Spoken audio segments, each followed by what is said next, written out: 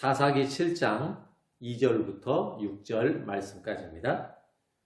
여호와께서 기드온에게 이르시되 너를 따르는 백성이 너무 많은즉 내가 그들의 손에 미디안 사람을 넘겨주지 아니하리니 이는 이스라엘이 나를 거슬러 스스로 자랑하기를 내 손이 나를 구원하였다 할까 함이니라. 이에 너는 백성의 귀에 외쳐 이르기를 누구든지 두려워 떠는 자는 길르앗 산을 떠나 돌아가라 하라 하시니 이에 돌아간 백성이 22,000명이요 남은 자가 10,000명이었더라. 여호와께서 또 기드온에게 이르시되 백성이 아직도 많으니 그들을 인도하여 물가로 내려가라. 거기서 내가 너를 위하여 그들을 시험하리라. 내가 누구를 가리켜 내게 이르기를 이 사람이 너와 함께 가리라 하면 그는 너와 함께 갈 것이요 내가 누구를 가리켜 내게 이르기를 이 사람은 너와 함께 가지 말 것이니라 하면 그는 가지 말 것이니라 하시니라. 이에 백성을 인도하여 물가에 내려가매 여호와께서 기드온에게 이르시되 누구든지 개가 핥는 것 같이 혀로 물을 핥는 자들은 너는 따로 세우고 또 누구든지 무릎을 꿇고 마시는 자들도 그와 같이 하라 하시더니 손으로 움켜 입에 대고 핥는 자의 수는 300명이요 그 외의 백성은 다 무릎을 꿇고 물을 마신지라. 아멘. 전우용이라고 하는 작가가 쓴 140자로 시대를 쓰다라고 하는 책에 보면 인간은 스스로 퇴화할 수 있는 유일한 동물이라고 합니다. 사람들은 나이가 들면 저절로 지식과 경륜이 늘고 또 인격이 높아질 거라고 생각하기 쉬운데 절대로 그렇지가 않다는 겁니다. 공부하지 않으면 무식만 늘어나고 절제하지 않으면 탐욕만 늘어나고 자기 자신을 돌아보지 않으면 뻔뻔함만 늘어난다라고 했습니다. 우리가 흔히 하는 말 중에 서당계 3년이면 풍어를 읊는다라는 말이 있습니다. 물론 풍자한 말이긴 하지만 서당계는 3년이 아니라 30년이 지나도 절대로 풍어를 읊을 수가 없습니다. 우리가 착각하고 사는 것 중에 하나는 하나님을 믿고 교회를 오래 다니면 저절로 믿음이 생기거나 또 신앙의 깊이가 깊어지는 줄 안다는 겁니다. 어릴 적부터 교회를 다녔거나 또 신앙생활한 지 오래되었으면 모두가 다 믿음이 있는 줄 압니다. 그러나 절대로 never 그렇지 않습니다. 신앙생활을 제대로 하지 않으면 흔히 말하는 나일론 집사가 되기가 쉽고 속이 텅 빈 요란한 깡통 믿음이라고 하는 것, 또 부더니도 믿음으로 살려고 애쓰지 않으면 오히려 집사, 권사, 장로라고 하는 이 직분은 허울 좋은 직분이라고 하는 것만 과시하는 믿음의 그릇이 텅 빈 사람이 되고 마는 것입니다. 그러고 보면 믿음이라고 하는 것은 우리가 생각하는 것보다 갖기가 참 어려운 것 같습니다. 주변에 직분을 가진 사람들이 많이 있지만 그 가운데서도 직분을 가지고 있으면서도 믿음을 가진 사람들을 찾아본다는 건 참 어려운 것 같습니다. 믿음을 갖는다는 게 그렇게 힘든 일일까요? 교회는 오래 다녔지만 왜 나는 믿음이 잘 생기지 않는 걸까요? 수십 년을 교회 다니고 또 어느 때는 모태신앙인데 왜 믿음이 자라지 않고 작년이나 재작년이나 또는 5년 전이나 10년 전과 변함이 없을까요? 어떤 사람들은 은혜도 받고 믿음도 쑥쑥 자라는 것 같은데 왜 나는 믿음이 생기지 않을까요? 오늘 말씀 가운데 보면 그 원인을 몇 가지 찾아볼 수 있을 것 같습니다. 첫째는 따르는 백성이 많기 때문에 우리의 믿음이 자라지 않는 것 같습니다. 여기서 따르는 백성이 많다라고 하는 얘기는 자신만만하고 또 의지하고 내가 뭔가를 기대하고 의지하고 생각하고 바라보고 또 내가 가지고 있는 것 또는 내가 계획한 것, 내가 생각한 것 이런 것들이 나중에 스스로 자랑할 만한 것으로 돌아오는 것들을 이야기합니다. 자신감, 물론 당연히 있어야 됩니다. 하지만 나는 얼마든지 마음만 먹으면 내가 마음을 안 먹어서 그렇지 내가 맘 먹고 노력만 하면 얼마든지 할 수 있다라고 하는 이것이 오히려 우리의 앞길을 가로막을 수 있습니다. 그것이 자신감이 아니라 자만감일 수도 있습니다. 자신감은 내가 충분히 감당할 수 있다고 믿는 이 마음이 자신감이지만 자만감은 내가 스스로를 자랑하거나 뽐내는 마음을 이야기합니다. 우생마사라고 하는 말이 있습니다. 4발 달린 짐승 중에서도 소나 말은 물에서 헤엄을 아주 잘 칩니다. 둘 다 물에 빠졌을 때 헤엄쳐서 무트로 나오는데 소보다는 말이 헤엄치는 속도가 훨씬 빨라서 소보다 한 2배가량 일찍 땅 위로 올라온답니다. 하지만 장마철에 물이 불어난 경우의 상태라면 상황은 좀 다릅니다. 갑자기 물이 불어난 홍수에 소와 말이 빠졌다면 소는 살아나오고 말은 죽는다. 그래서 우생마사라고 이렇게 이야기합니다. 말은 다리도 길고 또 힘이 있고 자신이 헤엄을 잘 친다라고 하는 이것을 믿고 물살이 내려오게 되면 물살을 오히려 거슬러서 헤엄을 치게 됩니다. 조금 올라가다가 다시 물살 때문에 밀리고 올라가다가 다시 물살 때문에 밀리고 계속 이것을 반복하다가 결국에는 지쳐서 익사를 하고 마는 겁니다. 그런데 소는 물살을 거슬러 올라가지 않고 오히려 물살에 몸을 맡기고 떠내려갑니다. 그래서 소를 바라보는 사람의 입장에서는 저러다가 소가 죽지 않겠나 싶은 생각인데 소는 떠내려가는 도중에 조금씩 강가로 헤엄을 칩니다. 또다시 떠밀려 가다가 조금 헤엄치고 또 떠밀려 가다가 조금씩 헤엄치게 되고 한참을 그렇게 내려가다가 결국은 물이 얕은 곳에 닿으면 발이 땅에 닿습니다. 그럼 그때서야 엉금엉금 살아서 기어 나온다는 겁니다. 그래서 우생마사라고 이야기를 하는 겁니다. 그럼 지난 여름에 기록을 세울 만큼 엄청난 폭우가 내렸습니다. 전국이 난리가 났습니다. 지난 8월 달에 신문 기사에 이런 기사가 하나 나왔습니다. 낙동강 강변엔 풀밭에 소 한 마리가 있다라는 겁니다. 그래서 그 소가 어떤 소인지 가까이 가서 보니까 귀에 표식이 붙어 있는데 이 표식을 확인해 보니까 경남 합천에서 떠내려온 86개월 된 암소라는 겁니다. 이 합천의 축사가 무너지면서 축사에 있던 소들이 떠밀려 내려왔는데 이 떠밀려 내려온 이 소가 무려 80kg를 물에 떠밀려서 나흘 동안을 밀려서 이렇게 낙동강변에 왔다는 겁니다. 인생을 살다 보면 일이 순조롭게 잘 풀릴 때가 있습니다. 하지만 어떤 때는 아무리 애를 써도 풀리지 않을 뿐더러 오히려 일이 꼬이기도 하고 어느 때는 풀릴 기미가 전혀 보이지 않을 때가 있습니다. 내 힘을 믿고 또 내 자신감이나 오히려 뭔가를 할 수 있다라고 하는 이런 것들에 의해서 만약에 문제가 해결된다면 다행이지만 해결되지 않고 오히려 이런 것들이 더 나를 힘들게 할 수가 있습니다. 우리 믿는 사람들에게는 이런 게 있습니다. 여호와는 나의 빛이요. 여호와는 나의 구원이시요. 여호와는 나의 능력이시니. 내 힘보다는 하나님의 도우심으로 사는 것, 내 힘보다는 하나님이 주시는 능력으로 사는 것, 바로 이것이 우리 믿는 사람들에게 있는 힘입니다. 내 힘으로 해낸다는 이 자신감이 필요하기도 하지만 때로는 이것이 자만감이 될 때 우리로 하여금 오히려 우리 앞길을 가로막는 일이 됩니다. 그래서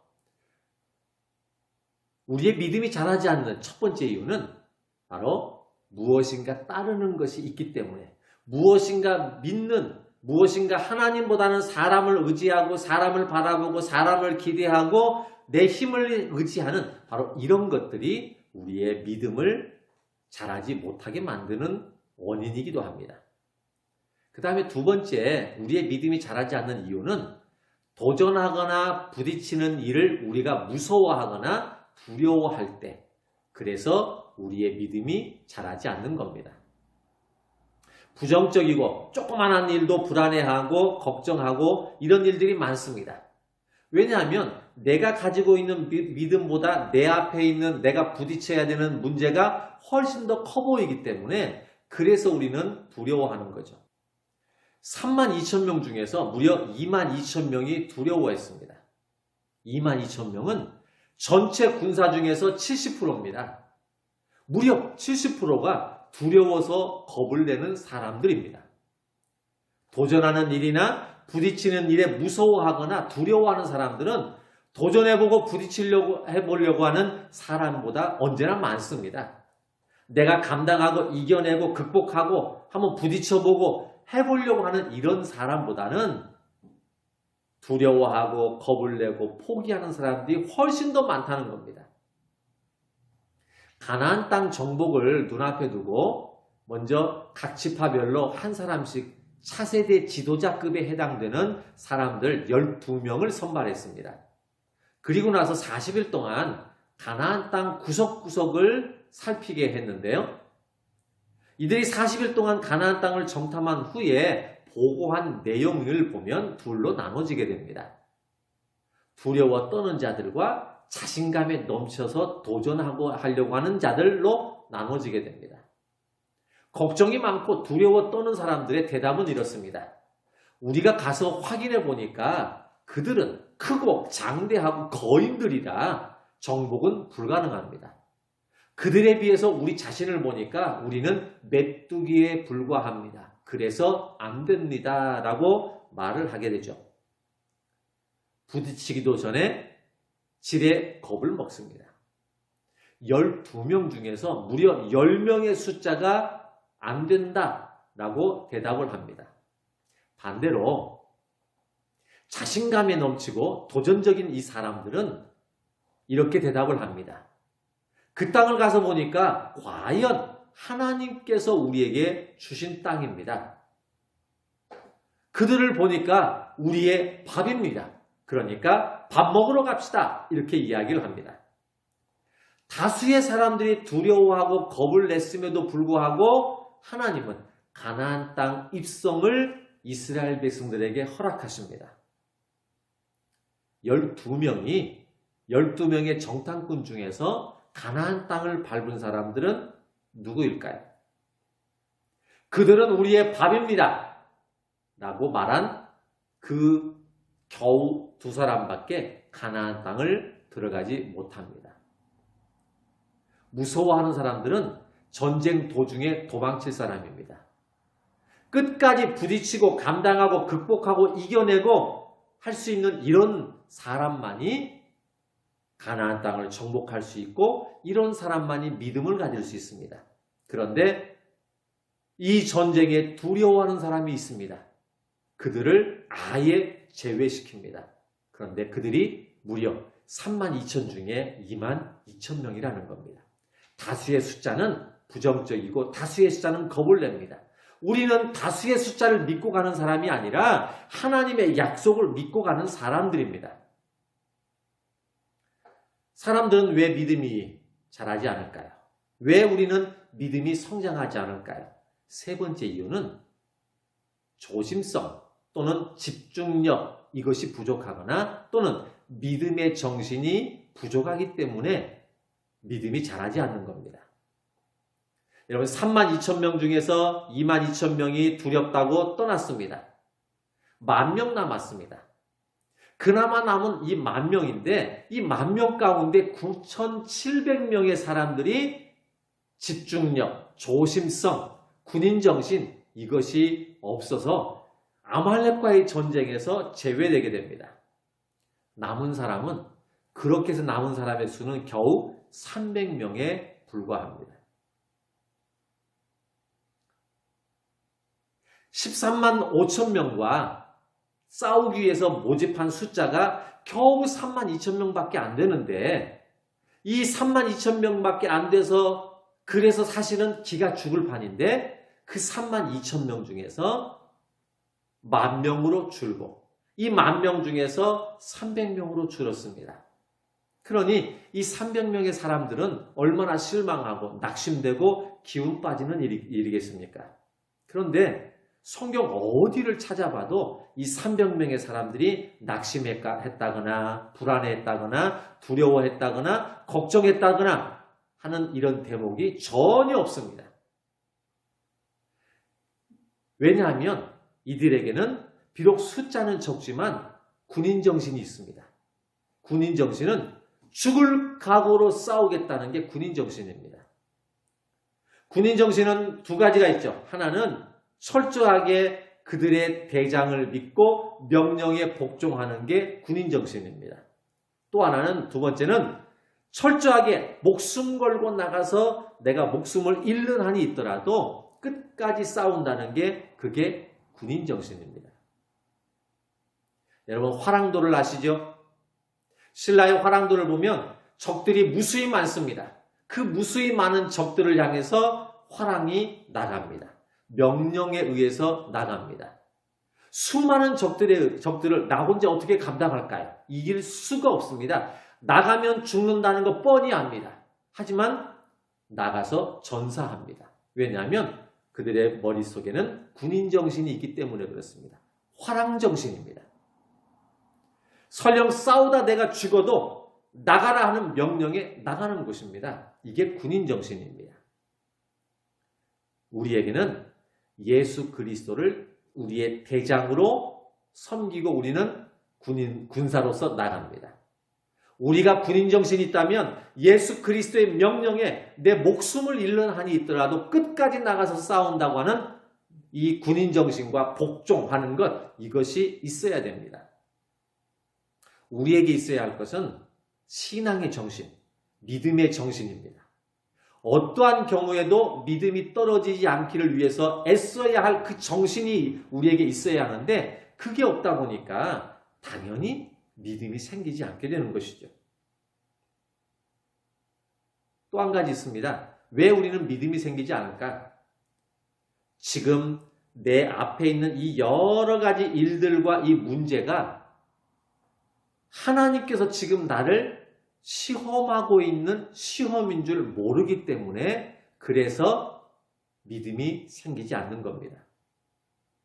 하나님은 지금 내 앞에 있는 문제를 통해서 내 믿음을 그리고 내 신앙을 테스트하고 있는 중입니다.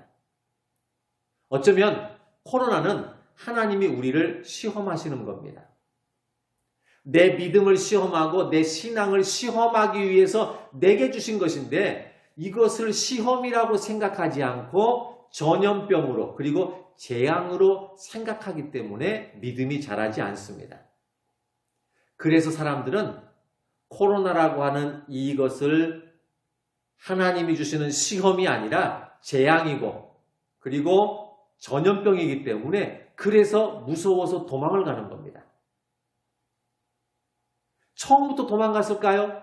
그렇진 않습니다. 처음에는 어떻게든 함께 이겨내고 극복해 보려고 합니다. 그러나 전쟁의 시간이 길어지면 길어질수록 두려워 떠는 자들은 점점 도망을 가게 됩니다.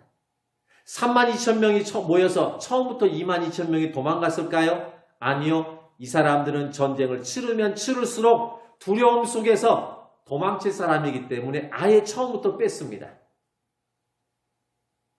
아이들이 학교에서 중간고사나 기말고사를 치릅니다. 그런데 시험을 치러야 되는데 내가 공부를 안 했습니다. 시험을 봐봐야 좋은 성적을 거두기는 힘듭니다. 그래서 시험 보는 기간 내내 학교를 아예 안 갑니다. 그리고 시험 기간이 다 끝나서 학교를 다시 나갑니다. 그러면 매번 시험을 볼 때마다 시험 공부를 안 했다고 시험을 피해 다닌다면 어떻게 될까요? 대학 입학시험도 공부를 안 했다고 피해 다닙니다. 대학 진학이 가능할까요? 아니요. 갔다면 그게 이상한 거죠. 공부를 했든 안 했든지 간에 시험 기간이 되면 시험을 치르고 내 성적이 어느 정도인가를 봐서 그래서 내가 어떤 과목이 문제이고 뭐가 문제이고 뭐가 잘 안 풀리는지를 알아야 그래야 그 다음을 대처할 수 있고 공부를 하게 되는 거죠. 시험은 이겨내야 하는 것이지 피하고 도망쳐서 해결될 문제가 아닙니다. 그런데 하나님은 우리에게 시험하신다고 말씀하십니다. 그러면 32,000명 중에서 채 10%도 안 되는 겨우 300명밖에 남지 않은 이 사람으로 전쟁을 치른다는 것은 불가능하기 때문에 전쟁을 치러봐야 300명의 사람으로 13만 5천 명의 사람들을 이긴다는 건 불가능한 일이기 때문에 결국 300명밖에 안 된 이 이스라엘 사람들은 아말렉과의 전쟁에 의해서 패했을까요? 아말렉과의 전쟁에 의해서 점령당하고 망해버렸을까요? 12명의 사람들 가운데 10명이 부정적이고 2명만 들어갈 수 있다라고 이야기했는데 그러면 이 가나안 땅은 결국 들어가 보지도 못하고 그대로 끝나버렸을까요? 당연히 전쟁에 패하고 비참한 노예 생활을 해야 되고 전쟁 포로로서 죽든지 아니면 포로의 생활을 살아야 되고 모든 걸 다 뺏기고 이렇게 살아야 했을까요? 그렇지 않습니다. 하나님은 믿음의 소수의 사람들을 통해서 일하십니다. 300명이라고 하는 이 숫자는 사실 군인으로서 훈련이 잘 되어 있는 사람들이 아닙니다. 우리가 쉽게 그냥 기드온과 300명의 용사 이렇게 이야기하지만 성경에 나오는 이 용사라는 표현은요. 싸움에 능하고 일당 100, 일당 1000, 일당 많은 명을 감당할 수 있는 사람을 용사라고 이야기합니다. 이 300명의 사람들은 그런데 용사가 아닙니다. 소수 정예부대라고 해서 싸움에 능하고 전술에 능하고 또 전력에 강하고 일당 100, 일당 1000의 능력을 행할 수 있는 이런 사람들이 아닙니다. 그냥 평범한 사람들에 불과합니다. 똑같은 사람들이 평범한 군사일 뿐입니다. 이들이 가지고 있는 것은 힘이나 능력이나 전술이나 재주가 아닙니다. 그냥 평범해서 보통 사람들과 똑같고 특별한 게 없습니다.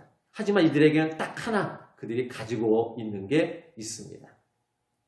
그것은 믿음이라는 것이죠.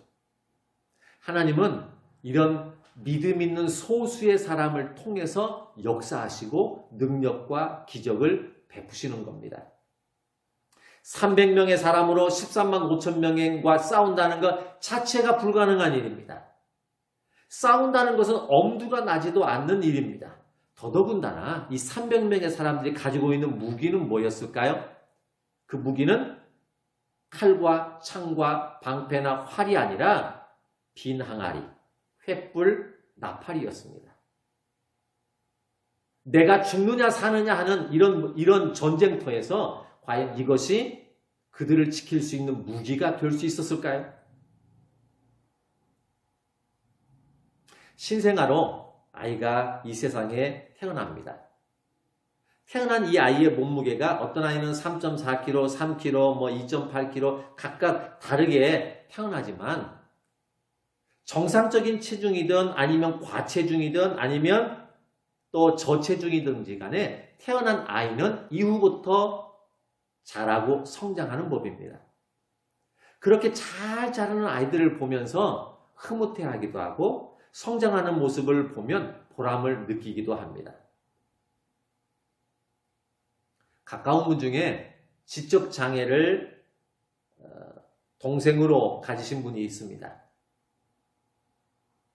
이 세상에 태어나서 세월이 흐름에 따라서 신체적으로 자꾸만 이렇게 몸은 커지는데 지적 장애를 가지고 있다 보니까 성인인데도 불구하고 아주 어릴 적 그 모습 그대로 머물러 있다 보니까 스스로 판단하고 결정하고 행동할 수 있는 능력이 안 됩니다.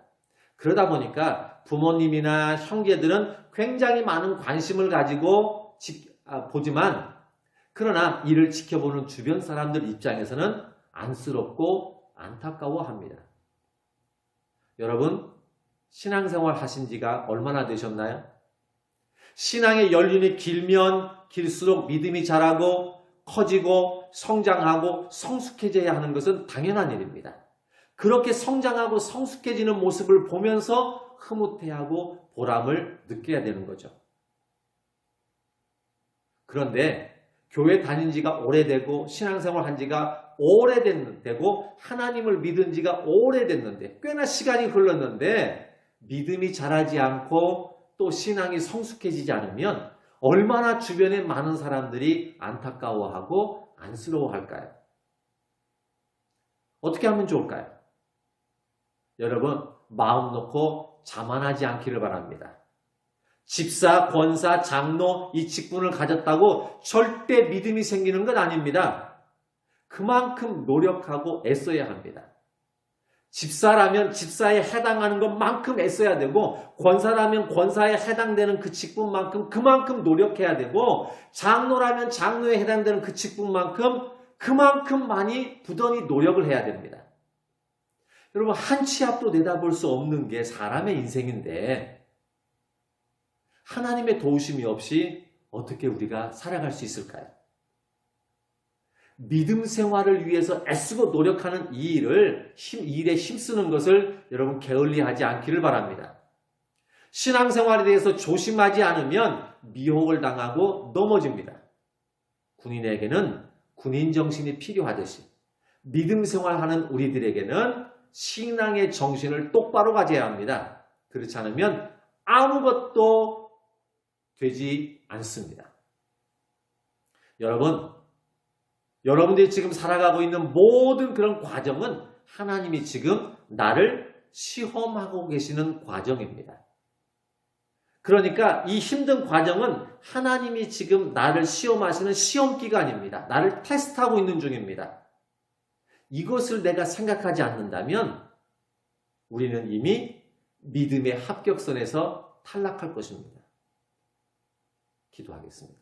하나님, 믿음이 자라지 않는 이유를 몰랐습니다. 왜 그동안 애쓰고 노력하고 세월이 많이 흘렀는데 내 믿음은 자라지 않을까? 주변 사람들은 믿음이 성장하고 또 믿음이 커지는데 왜 나는 믿음이 자라지 않을까? 이것이 고민이었는데 알고 봤더니 다른 사람들은 다 알고 있었습니다. 나만 몰랐습니다. 내 자존심과 내 자만심 때문에 내 믿음이 자라지 않았습니다. 무엇인가를 도전하고 무엇인가를 부딪혀보고 극복하고 해결하고 넘겨보고 이겨보려고 하는 말씀대로 살아보려고 하는 이것을 내가 두려워해서 걱정해서 그래서 아예 시도조차도 하지 않았습니다. 그냥 안 돼요, 못해요, 할 수 없어요, 해봐도 안 돼요 이런 말만 많았지 해보겠습니다. 노력하겠습니다. 부딪혀보겠습니다. 이런 말은 내게서 별로 나온 적이 없는 것 같습니다.